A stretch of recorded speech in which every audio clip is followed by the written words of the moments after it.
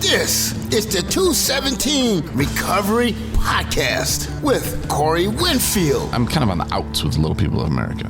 Wow. So I tried getting on a dating site once, and they would not let me on there because I am not a little person. And co-host Marnie Winfield. You're tapering yourself down from your hangover or whatever. Oh no, when that started rolling into a whole another entire day of drinking, it just didn't stop. It is the 13th of June, 2023. My name's Corey Winfield, and this is the 217 Recovery Podcast. Joining me in the North Studio today, very special guest, Justin Burke. Justin, how are you? Fabulous. How are you doing? I'm doing all right, man. I don't know why I went WWE on you there, but and another special guest we have in the studio, Mitch O'Brien. In the other corner. O'Brien. Nice. Welcome. Before we do check-ins, I want to check in with everybody. The Open, that's true life stories there. The heart-touching one from me, but the LPA, which if you don't know, it's the Little People of America. I had this moment in my life where I thought that'd be pretty cool. And so I went on their dating website and they blocked me and they sent me this nasty email. I was pretty pissed off. And they told me because I was not a little person that I could not be on their dating website. Wow. That's discriminatory. This explains so much. And I said, I'm sorry, there's not whitemenonly.com. And then it's like, That's plenty of fish. yeah, well, there probably is a whitemenonly.com, but I wasn't looking for men. So there you go again, me getting trampled on by the man. The little man. The little man. And Those are some little feet then. big feet. Takes a lot to trample somebody. I know. My soul was crushed. And I just remember going, what the? Like, that was, they were just rude as hell about it. Like I was some creepy guy or something. Why would they think that? I don't know. A successful radio career. I thought it'd be cool, man. Why not? Did you do this as a joke as part of your radio career? Come on, I don't mess with people. I was the kind of guy that was like, here's Ted Nugent. Enjoy your ride home. Drive safe. Wear your seatbelt, guy. I've been having a rough day, and that laugh just made it all better. I'm glad that could make your day better, man. Fabulous. And Marnie, you know, she was talking about a time where she would like try to drink to taper it down. And Justin, you drank a little, but that wasn't really your thing. But Mitch, going through those withdrawals, like that's something that you can relate to, I'm sure. Mm-hmm. Trying to like wean yourself down, which man is a pain in the ass. And you didn't even know detox was a thing. You thought it was just hell that you wrote out at home, you know, like the withdrawals and stuff. Weaning myself off, I attempted that once. It didn't work. Got like 2 days, and then it was right back to full force. So every other time after that, I just quit cold turkey, really, and would go through the withdrawals. And I probably should have went to a place like Detox. Yeah, it's tough. And a lot of people are afraid to go to detox. And I know I was, because I was heard they were dirty and nasty and gross. And some are, not gonna lie. Some are. First time when I went to California, and I had been sober, I don't know, a couple weeks, and I get out there and they tried to put me in this detox house, and it was a nice house, I guess. If I would have like looked around and gave it a shot, it probably wasn't as bad as, well, I know it wasn't as bad as some of them I would actually eventually go to, but I told them that, no, I'm not staying here. Like, you take me to the treatment center now. And the treatment center is pretty shitty too. And I said, well, I'm not staying here no more. And we had a hotel in Palm Springs, California for 2 days before they took me to LA. And then that's where the fun really began. You got to see California? Mm-hmm. Nice. I mean, what treatment centers look like. My brother, he lives out there in LA, and I was like, come pick me up. Because when I was done there, early, of course, I was like, yeah, come get me and take me home. He's like, where are you at? And I was like, I don't know, some orange house. It was white, but it was called the Orange House.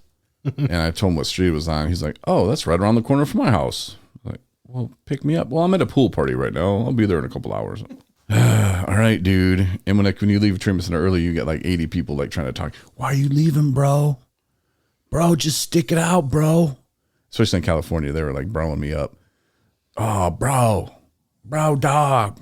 I don't think they call me dog, but in this podcast, I'm gonna play it like they did. Yo, dog, man, you got to stay, bro. Don't worry about that guy, man.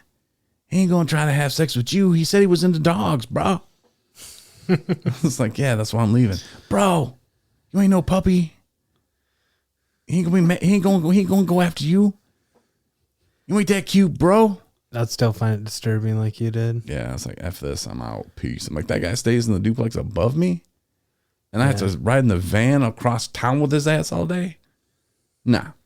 That's not cool. No. It was very disturbing. You can probably put 2 and 2 together. Yes, it equals 4. And puppies and the guy. It's bad. Yeah. All addiction's the same. That's what they were preaching out there, and I was like, nah. First of all, I just drink. This was my first time in treatment. I just drink, so I'm better than all the other people. That's what I thought. I think people think that especially when they drink, when they go into places, they're like, at least I'm not like that junkie over there. Newsflash, yes, you are. Right. Just different choice, different jug, man. You know, that's like, oh, I'm addicted to gambling, but I only do scratch offs. Well, see, the problem, you're addicted, you know, to gambling. But I don't ever go to the casino, bro. I only scratch them 20s, bro. So those 20s will get you, though. Did you have a moment then when you were only there for like a day or two, right? No, like a week and a half. Week and a half. So did you have a defining moment when you were like, hey guys, I need you to get me away from pit bulls and parolees upstairs? You're trying to use that line. That was a good one.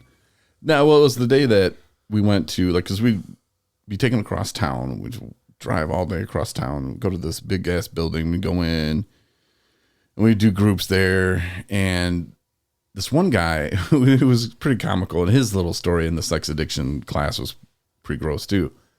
Nothing like puppies though. And his thing was like, he had been treated a bunch of times, and really he's came from money, and you know, he was just there to kind of buck the system a little bit. His mom and dad told me he needed to go if he wanted some money still, and he was like, I don't know, 40. It's like a little old to be doing this, but hey, that's what he's doing. And he kept calling out the therapist. Again, this is my first time, and I was like, wait, what? Because he was like, man, you guys get us all in here and you talk your shit. He's like, you don't know what you're talking about. He's like, you guys aren't even done with school yet, you know, acting like you know what's going on. And I was like, wait, what? Like, I thought these people like were that all like graduated, yeah, and like we're like therapists and stuff, you know, like that were leading these groups. And after the group, I went up to him like, what was he saying? They're like, well, yeah, we're just interns. Wait, what?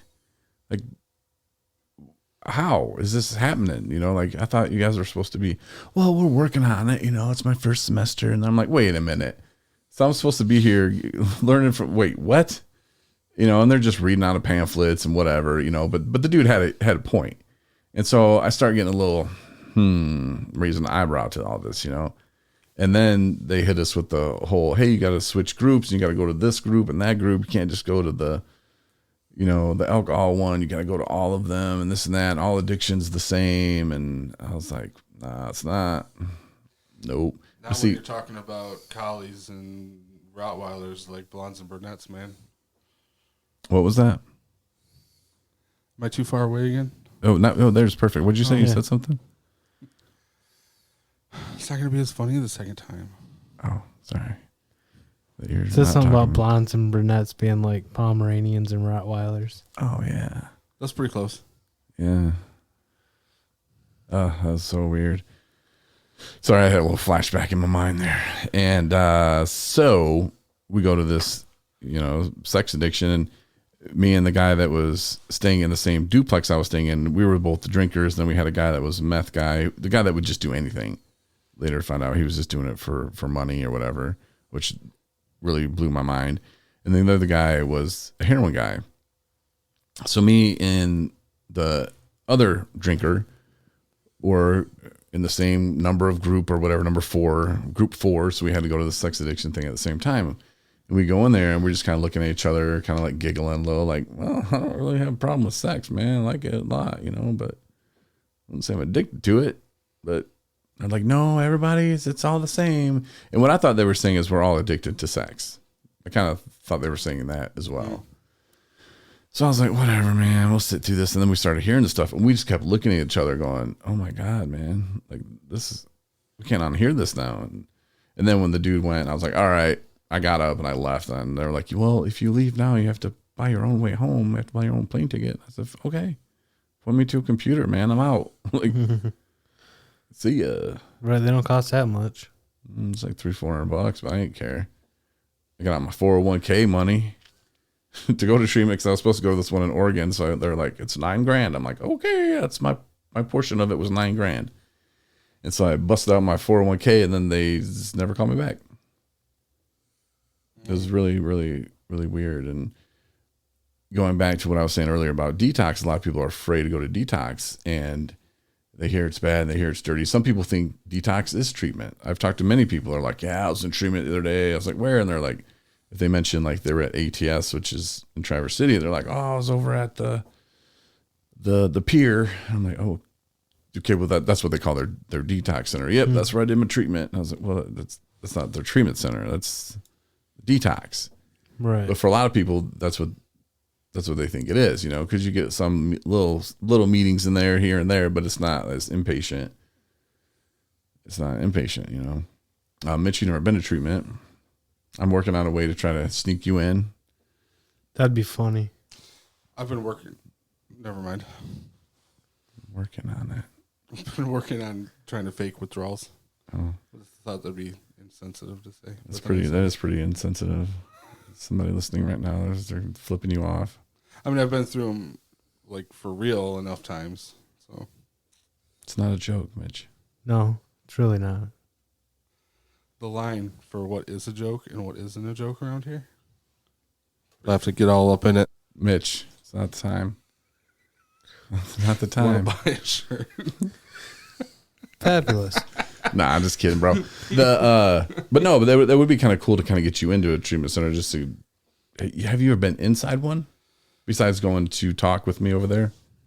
No, I mean, just walking into that little commons area. Yeah, that's about man, we should take him on a tour. We should. Which one? The Corey tour. And Adam Newth.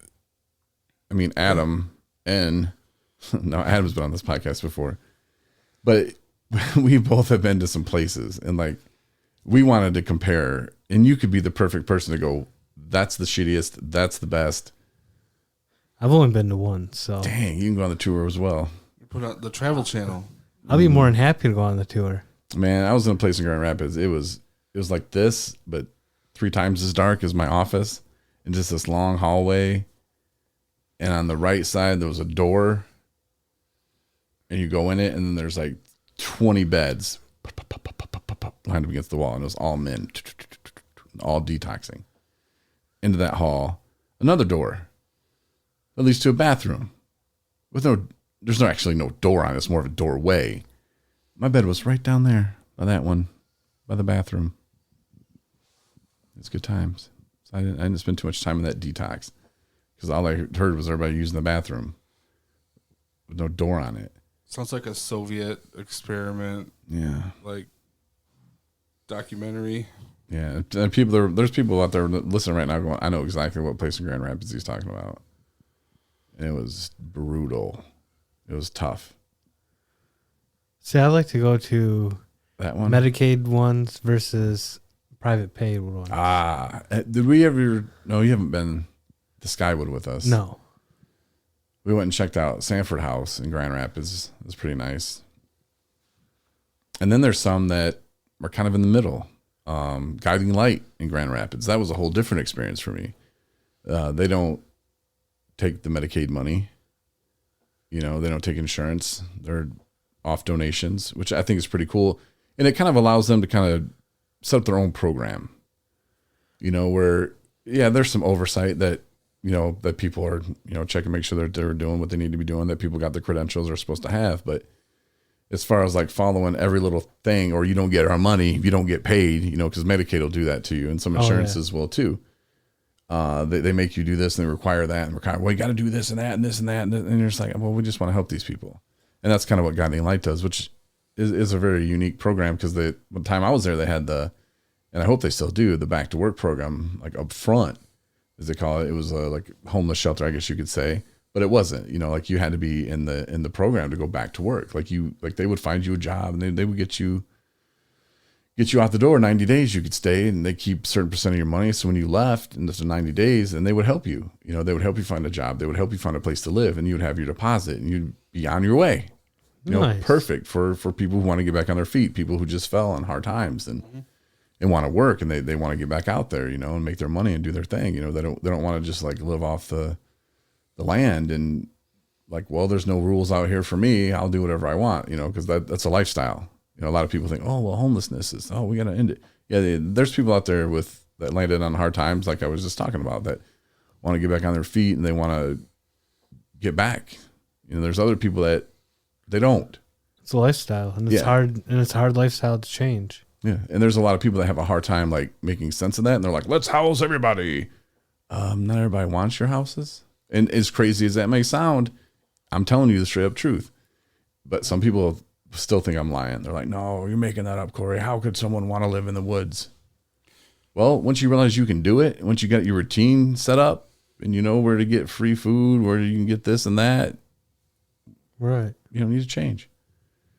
Everything's free at that rate. So I have to pay to live. Yeah. It blew my mind. The first time when I was in that place in Grand Rapids, I was talking about with the dark hallway. That's the first time that I was taken by surprise, because I just thought, hey, let's help all homeless people, and they all need help, and they all want to get off the streets. When there was these two guys in there, and one, he said he didn't want to go sober living because he didn't want to take a bed from somebody else, and he'll just go back to the streets because he knows he can survive. He was all trying to act like he was like this, like laying on the sword for everybody. And I thought, man, that's crazy, dude. Like, but you need a place to live too. No, I got this. I can go out and I know how to live on the streets and I'll make it. And then his buddy, who was faking a broken foot injury, and then he put the cast on the wrong foot. Yeah, and they were like, I thought it was the other one. He's like, oh, well, yeah. He was talking to me one day, and I was like, man, you going to go to sober living? Which one? He's like, nah. I was like, no. I was like, it's 10 degrees outside. It's January. What are you doing? He's like, nah. I just can't wait to get back to my tent, drink my beer. I said, bro, like, but you're in this program. Like, you're here because you got a problem, right? Oh, no. We just came in. We knew it was going to get down to like negative 15 or something for that week. So we figured we'd come in here and like fatten up and get some food and get back out there. And I was like, but you have a chance to go to a house to live, to start over. No, I'm not doing that. Nope. Can't wait. I'm going to live in my tent, drink my beer, man. Right. And that's for the first time, and it just blew my mind. Like, wait, what? But then I experienced a little bit of homelessness myself. At least I had a car, though. But you realize what you can get used to real quick. I'll get a membership to the gym, and I can shower there and cut my hair there, go tanning there, sleep in my car. It's nice and comfortable. Not really, but you can do is better than sleeping on the floor somewhere. So you realize really quick that, oh yeah, I can do this. It gets old, but at the same time, it is what you make it. And yeah, so a lot of people just have a hard time like understanding, like, not all homeless people want to be, and I'm using quotation marks here, helped. They got their lifestyle. They're living how they want to. I think that's especially true around here in Traverse City, because a lot of our homeless community came from the mental health hospital originally. So, like, a lot of those people didn't know any better, didn't know to want any better, and when that shut down, they just let them go. And that's kind of why the encampments are where they are, because they're over by that place. So I didn't know all that, but yeah, the mental health, and when you have an addiction, it is a mental health issue. Yeah, for sure. So whether they have straight up real mental health problems, I know a couple guys there that were that they probably belonged in like an adult living situation. But when you look at the money behind it, there's millions of dollars going to the homeless, to help us end homelessness. Millions of dollars. And let's just say a place in here that, is in town that's like, we're going to end homelessness. And we got a goal. They said they had a goal they're going to do it before 2028. Okay. I'm going to put money on that. I'm not a betting man. We have our gamblers addiction meeting tonight. But so I would, but I'm not going to put, because I'm not a gambler man. But I'd put money that's not going to happen. And it's not that I don't want it to happen. It's just, I just don't see that happening. And if they did, where are those people going to work? Well, not just work. I mean, how many of these people are homeless because they don't want to work for a living? No, I mean people in that organization that are making nice salaries. Like, where are they going to go? Like if I was like, hey guys, we're gonna end addiction. And I'm like, damn. And then in 2 years, I'm like, by 2028, we're going to end addiction. And sure as shit, 2028 comes around, I've ended it. Nobody's addicted to anything. I'll be a truck driver? Go back into radio? Like, what would I do? I wouldn't be doing this anymore. Right. Like, I think that would be great if we could end addiction. Don't see that happening. No. But we can be there. And this is why I do what I do. And I think you guys are doing what you do as well. Be there when those people need that help. There shouldn't be shame involved. And it's still happening. Like look on Facebook, they were talking about this place was passing out Narcan. I think maybe there was the saying it was at the library, and they're like, "How is it at the library, man? These junkies, man, they should just die." And it's like, "Oh, slow down there, killer." Judge Parker, calm down. It could be your kid. Yeah, could be your grandkid. Right. Could be your dad. Could be your mom. And it's not the person's fault, man. Like you start and that goes to uneducated people. I'm not calling them dumb. I'm just saying they're uneducated about addiction and how it works. And I was too. Back in the day, I was a drunk and uneducated. Me too. Going, oh, look at that guy. Oh, I was uneducated. But the more we can educate people, and I think it starts with the youth, the more we educate the youth and get them like understanding, like, look, this is what it is, this is how it works. We can tell you all day long, don't try it, don't do it, didn't work for us. Well, I'm older than you guys, so I had the whole just say no. I had that in school. Yeah, just say no. Mm. Yeah, it didn't work. No. They brought us in the cool case, and I was like, ooh, I want to try all these things one day. I'm not going to lie. I was like, this case is pretty cool. What does that one do? Right. What's this one do? What's that one for? He was like, you don't need to ask any more questions. How many of these do you see at home? I'm like, none. Not at my home. But, with me, I didn't associate addiction unless for people that were shooting up, and so my whole life, I never realized I had a problem because my addiction just never progressed to there. And what I mean to that is like one day we will end up doing what we thought we would never do in the first place.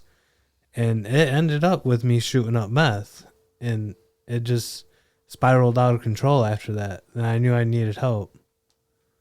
Yeah, it happens quicker than you'd think. And I think what Justin said there too is very important about you'll end up doing what you said you would never do. Yeah, that's a big part of my past was I have to get all up in it. Run in with addiction, other than family members that had it and I didn't understand it, was my grandmother was hit and killed by a drunk driver, and I was at the scene of the accident when it happened. And it gave me, I was a teenager, and it gave me a really solid hatred for any kind of substance use issues. And it was, I'm 15 years old, and that's never going to be me. That's whatever. And just a little bit of peer pressure a couple years later, and that was gone. And then that was just a snowball down, And the drunk driver who took the life of your grandmother, he might not even have had a problem. He might have just made a bad choice that night. Right. And what do we do when we drink? Make bad choices. Yeah. He had a big problem, but it's fine. I understand what you're trying to say. Yeah. But there are people that, there are people that get pulled over. Oh, you got a drunk driving. Now you need to go to AA. You need to do this. And they truly might not be addicted to alcohol, but they're made to go through it like they are. And I think that's what some of the stigma comes in too. It's just like, nope, you're a bad person. You must do this because you are an alcoholic. You made a bad choice when you drank. Yeah, that makes a really good point. I know somebody that happened like one time. Made a bad mistake. Well, and it's like they were supposed to go home with somebody, and then that person made a choice to leave with somebody else, and next thing, puppies are involved, and you're like, Jesus. This wasn't I'll have to get all up in it. But yeah, and so they ended up making that choice, and they were just over the limit, and then they had to go through a whole bunch of the different stuff that somebody that really does have this big problem does, and they had got caught in the stigma and all that, and it took a lot of time to kind of get through that. So, and it would be so easy to like make everybody's car have a breathalyzer thing on it, or it really would be. I mean, there's systems out there. There's apps on your phone that right. And why people don't have access to breathalyzers is beyond me. Or why haven't they honestly put these machines in the cars? They put everything else in them. That's what I'm saying. Bluetooth. I mean, you got a pretty much computer in them nowadays. I don't know, I can almost fly my drone from my car. Like, yeah, it's awesome. Right. Where's why? Exactly. And then you look at it like, if you guys want to get deep here real quick, I know you guys keep looking at your watches and stuff, but we're going to get all up in it now, Mitchell. Oh, now you're not going to say it. Okay. Well, I said it once. Yeah. Fabulous. So here's the thing. Like, if you look at how much money is made off of that, and here's me coming from left field, nothing to do with what 217 as a company or as an organization believes in. This is just me throwing out some ideas here. Okay. Idea one, the government does not give a shit about any one of us. Nope. That's the idea here. Okay. So if I'm scaring you, I'm sorry, but this is the premise. The government does not give a shit. Government cares about money. How much money do they make off drunk drivers? I don't know, but I'm sure it's out there. Right. For the fines and all this and paying that, you'd have to do some tracking and really track it down. But they make a lot of money off the alcohol companies. True that. Let's see. And yeah, once people get in the system, Justin, it's hard to get out. It's hard to get out of the system. Once you get on paper, unless you're walking that line, unless you are hell-bent determined to not do it again and change your life, you're going to keep tripping up. And then they got you again. And guess what? It's twice as bad now. And it's twice as expensive. And it just keeps going. So you look at it like that, like, okay, cool. So there's money being made on that end. Oh, do people die every day? Every day. But guess what? People die every day anyway. That's their thinking on it. This is my assumptions. Mm-hmm. And then you look at like the biggest killers in America. Number one, most preventable way to not die. I said that all weird. Cigarette smoking. God, where's Tyrone? Man, Bathroom. Need a bathroom. They make tons of money off the cigarette companies, right? Yeah. Okay. But you can still go smoke. Okay. Number two, most preventable death, way to not die, but people die from, is not playing with their microphone in their mouth. Mitch, how did that would even make sense? That's not even on the top 10. Number two, microphones? Is bad diet, lack of exercise. Oh, so obesity. Yeah, I feel personally attacked. Yeah. And what did they try to do in New York City? They weren't trying to make salsa. They were trying to ban the big gulp, or they were going to tax it. Yeah.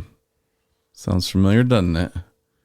Number three, preventable way to not die. If you didn't do this, you wouldn't die as much as these people do, because there's the third most death. Drinking alcohol. The microphone. Alcohol. And alcohol kills you in many different ways, and they're kind of sneaky about how they can go around it. Liver failure is what I almost died from. Would they have said that was from alcohol? I don't know. They might have just said liver failure. Right. Chalk it up. If they would have said COVID. Yeah. They made money off that too. Pfizer just raking it in. I still hear commercials. Get your COVID shot. They stopped making royalties on the blue pills, so they had to come up with something. Wish Mitchell would have got the COVID shot.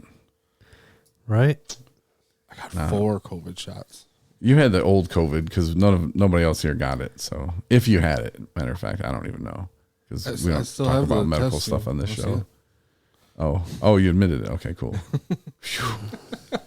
I was gonna be liable. It could have just been a faulty test. I don't know. Yeah, He did throw all the directions away from all the other tests that were left out. Right. I was like, but why did he throw the directions away? they all had their own directions. I know, and then they didn't after Mitch went through it. Because I was like, where are the directions? The only one was in Spanish. I was like, what is going on? Why is there only one in Spanish? And I didn't wet the thing, and then I was missing a bottle. I was like, what is going on? Like, how do these tests get so messed up? Anyway. You took a test? Yeah, and then luckily the one test I've taken before, so I knew how that one worked, but them instructions were gone too. Weird. Mitch. Weird. He's like, I'll take these and they won't know it was positive or negative. Send me home from work. I'll show them. I was like, get out of here. You enjoyed it. But those are just some of the things that I'm thinking about, though, is like you look at it, do they really care about you? And no, they don't.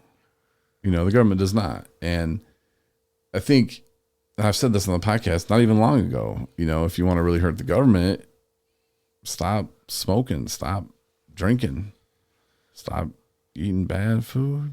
You know what I wish they would do is ban alcohol commercials like they banned cigarette commercials. Mm-hmm. Quit making it look cool with all these simply spiked lemonade. Yeah. And then our really? bitch-ass governor we're going to ban vape juice. Wait, what? Because you're trying to go after kids with that watermelon Captain Crunch flavor. I'm like, but I like watermelon. I like Captain Crunch. I like Fruity Pebbles. Right. Give me some of that. Oh, no. Oh, but you walk through the gas station, and right there at the checkout where a kid can grab it, whipped cream vodka. Cherry whipped cream vodka. Wait, what? So who are they making that for? Or Fireball. Yeah. You see that shit everywhere. Mm-hmm. It's right next to the register and the little shooters. You can buy them by the 8-packs and the aisleway. I'm like, hey, what's that over there? A handful. Yeah. Pocket. They won't have any other liquor in the store but Fireball. It's like, yeah, but you're not getting no cigarettes. no. You're not getting no vape. No, you go to a vape store, they'll kick your ass out. Like, they don't play that. And so then the governor says, oh, it's an epidemic. Vaping's an epidemic. You know, half of the middle schoolers now vaping. And I'm like, wait, what? So I look it up, and no, she didn't say half of it, but she made it sound like it. No, she 50%. Said it went up 50%. And I was like, what? So I called the governor's office. I've told this story many times on this podcast. And I called the governor's office. I said, look, I don't like the way you're trying to deceive people about this vaping issue. And they're like, what do you mean? I was like, well, you said vaping in high school or middle school, I think it was middle school, went up 50%. That's like saying it went up from 2 out of 100 to 3 out of 100. And the guy's like, well, actually it was 2.4. I'm like, well, you can't even have 0.4 of a person, you idiot. You know, like, your numbers suck, dude. Like, why don't you just say that? Why don't you say 2.5 out of 100 kids in middle school said they vaped? I bet you people will shut your shit down real quick and tell you shut the fuck up and start fixing roads or start doing something besides trying to scam the people. But they throw it out there, and then they get all this money behind it with DHHS as well, and they start going attacking vaping, and everybody that's getting money is like, yep, give me the money. Like, if they're like, hey, Corey, we're going to give you like $1 million to talk about vaping sucks. I'd think about it. I'll still be vaping, but I would think about it, you know, because that's how it goes, though. The money is out there. The money is out there, and they keep throwing it at people. Hey, run this campaign, run this campaign, run this campaign. And they're just beating it into the public's head. Vaping's bad. Vaping's bad. Vaping's bad. Sure, it's bad. Not as bad as ice cream. I'm going to die from diabetes before I die from vaping. I guarantee you. For real. Lack of exercise. The number 2 killer. I'm right there, man. Yeah, I don't do 1 or 3 anymore. But number 2, hey, man, it's number 2 for a reason. And it's not vaping. It's not number 2. Vaping's not number 3. Vaping's not even on the list. Well, that's because there's not enough studies. Oh, yeah, there is in England. Yeah, Yeah, look England, that they've been shit up. vaping it for years. Yeah, they pass it out. It's harm reduction. Here it's, oh, no, we only pass out needles for harm reduction. We can't pass out vapes, no. You know, one of the guys from harm reduction, I've talked about this before too, here in Traverse City, he's like, oh, vaping, that's stupid. That's for, I think he might have said a certain term for the people who vape. And I was like, oh, that's not very politically correct at all. But yeah, that's how they view it, because, you know, when you get money just to say it's bad, they're going to do it, you know, and that's the tough part of it. But yeah, go ahead and look up England's vaping laws, and you're gonna lose your mind. You're like, our governor tried pulling that shit on us for real. Yeah, for real. Because you don't give a shit. It's about the monies. Yeah, they probably just figured out how to tax it faster over in England. And they did a lot more tests on it. And I still hear about the popcorn lung test, which really blows my mind, because it was done at Harvard, and it was paid for by a cigarette company, and it was a machine that was hooked to this thing, and it was vaping. It was doing like these power hits, and it did 28 power hits in 30 seconds. No one vapes like that. No, nobody vapes like that. And who knows what kind of juice they were using, or what kind of nicotine, if they even had nicotine. They put a gas in it. Who knows? Like, there were so many variables that weren't even explained. They were just like, yep, cause popcorn lung, write it, print it, send it. Yeah, okay. And then people buy it. Oh, well, I heard that cause popcorn lung. Yeah, well, I heard a lot of things. Heard about this guy in California who loved puppies. He said that's the way to go. That's the bee's knees, he said. You like Yeah. bees too? No, I'm just saying what people will believe. Somebody's like, well, I'm going to try it. Dotson?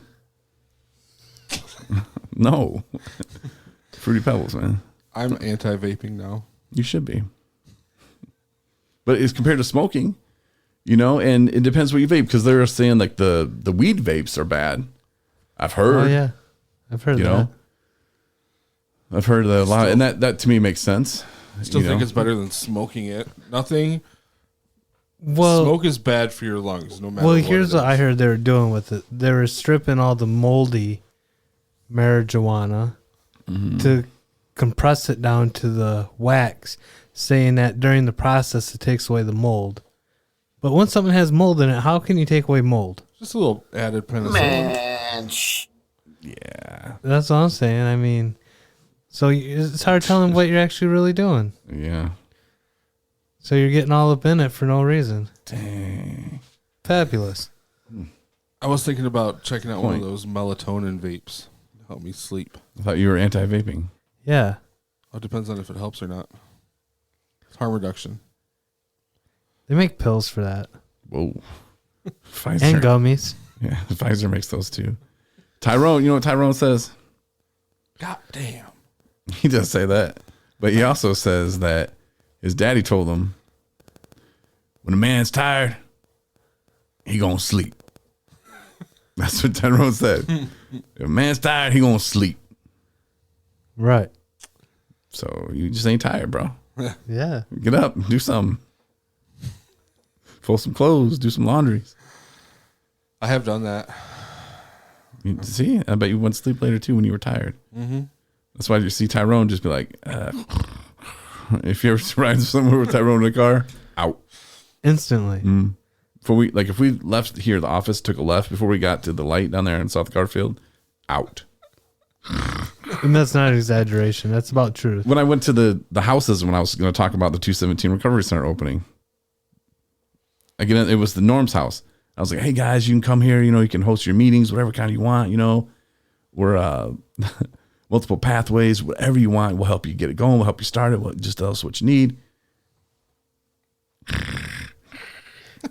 I'm like, who's Tyrone, the guy I brought. Yeah, he's over there on the couch. This is catching Z's. Everybody's kind of laughing, looking. I'm like, oh, somebody's heard my stuff too many times. I rode home with him from Lansing. And I thought this was going to be a fun ride. Tyrone's a funny dude. Yeah, we'll talk all the way. Right.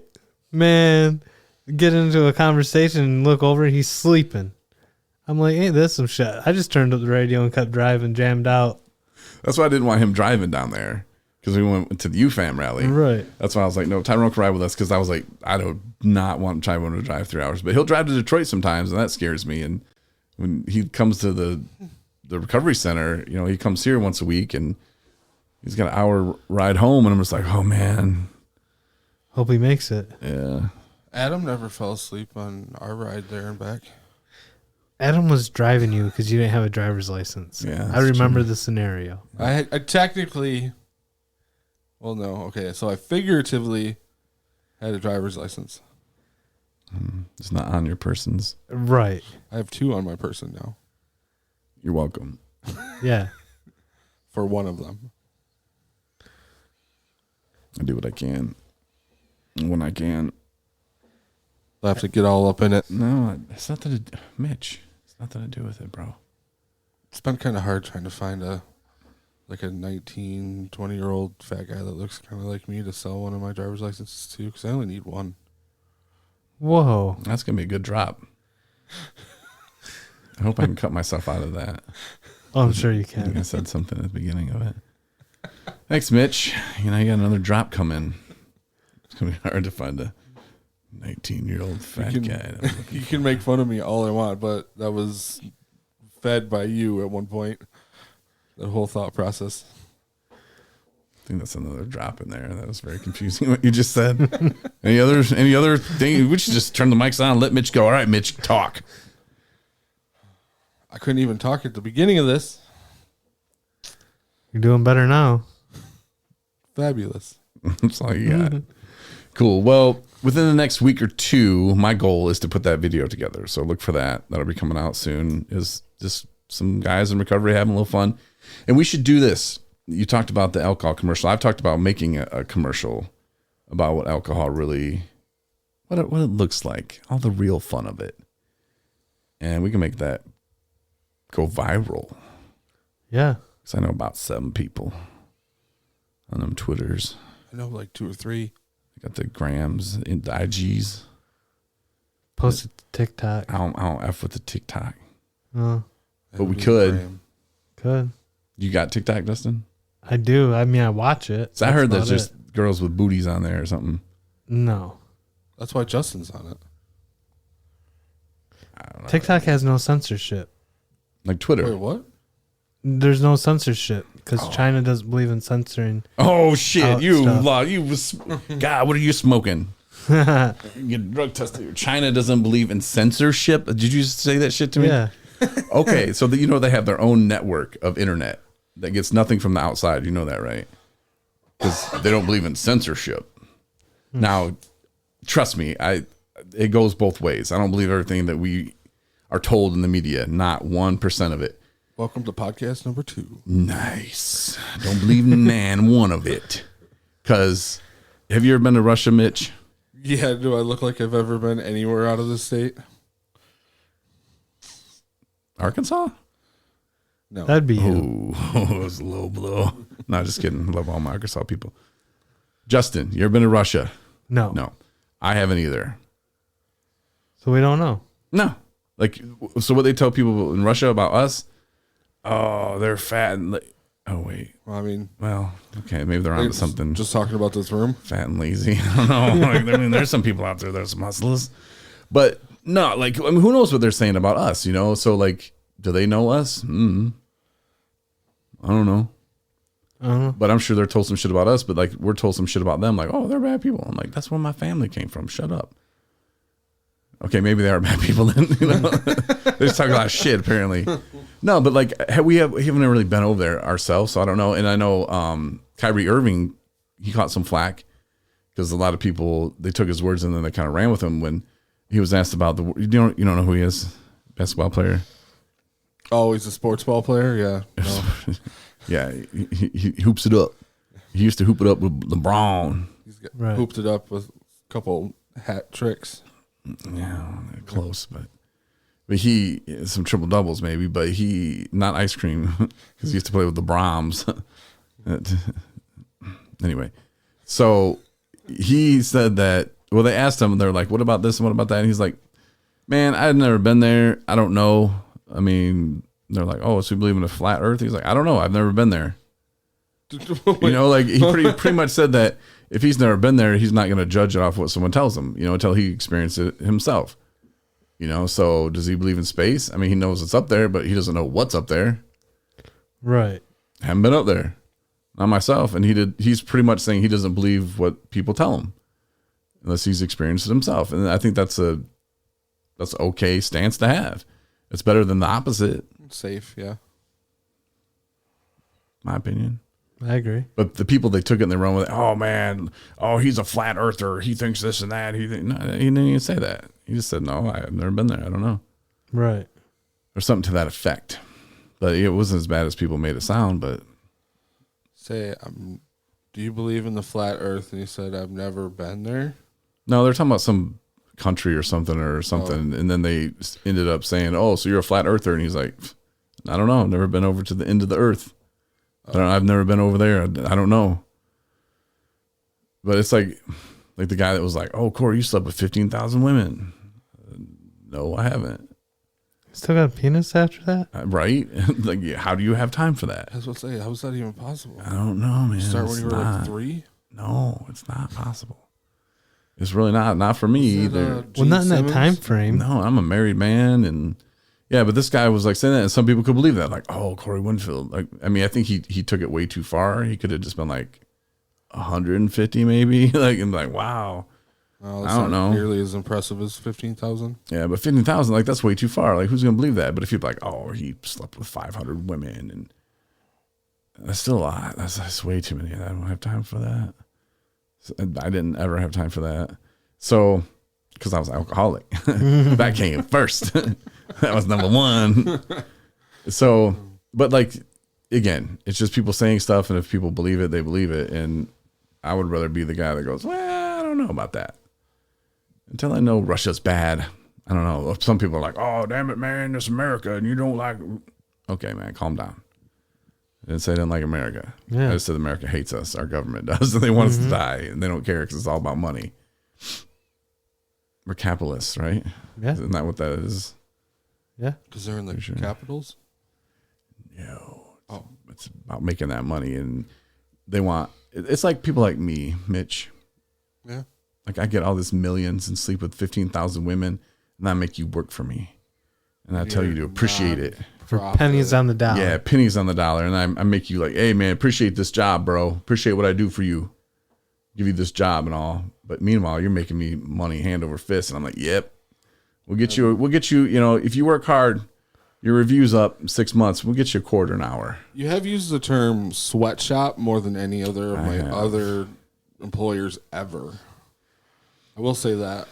That is true. Yeah. Making those T-shirts. Yeah. I'm not gonna. Yeah, you're right. I'm not gonna send it over to a sweatshop. I'll make you guys do it. Just make one. Be lucky. You lucky. You come Monday, you're gonna have more shirts to do. And damn it, you better be appreciative. There goes some weeding. And look what I present you. Do we have a press? In 6 months, you might get a quarter an hour raise, man. Yeah, he fixed the press. Remember? Yeah. You did? Yeah. Yeah, he found an Allen wrench. I saved myself money. In between. Yeah. Why would I buy a new one that works great? Nah. I'm not pressing them no more. It's you guys. America. Glad I'm on transportation duty. I'll have to get all up in it. That torture therapy that day. Doing it.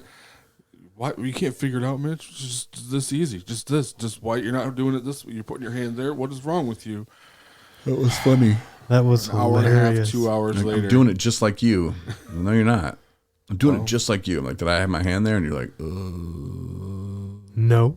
And then it doesn't work for anybody right afterwards. No, because I kept making it tighten because I was trying to tighten it down because it wasn't given the quality of seal on the heat transfer that I expect. So I was like, maybe I need to make it tighter. And once you make it tighter, you know what I'm saying? Yeah, that's what you're saying, bro. Fabulous. Sexual relationship. Gotta get all up in it. You said it way creepier. All right, guys, let's wrap it up now. Thanks for joining me. Always wrap it first. Long, controversial podcast. WWE guy again. All right, thanks. Appreciate it. Any parting words? Oh, later, man. Stay sober. Bye.